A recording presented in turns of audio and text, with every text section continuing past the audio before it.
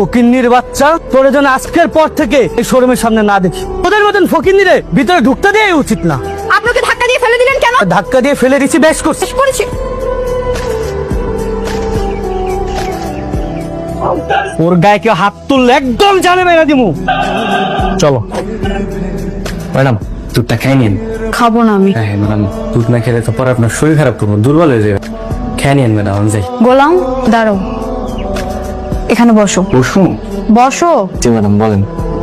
আজকে তোমাকে দেখে আমি হঠাৎ অবাক হয়ে গেলাম। তুমি একটা কাজের লোক হওয়ার সব কোনো সমস্যা হলে এত গাড়ি বডিগার্ড সব ছুটে চলে আসে, আর আজকে তোমার যে ভাবমূর্তি ছিল আমি তো ভয়ই পেয়ে গিয়েছিলাম।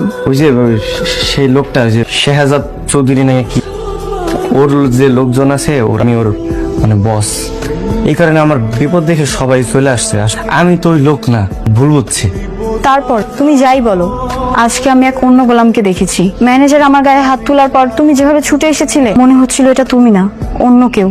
আপনি তো আমার স্ত্রী, মানে ম্যাডাম, আমি আর আপনি, আমরা তো আমি স্ত্রী, তাই না? আপনি যদি মানেন না মানেন, আপনার আমার স্ত্রী। এখন আপনার গায়ে যদি কেউ হাত তুলে, আমি তো এড়াই থাকতে পারি না, তাই না?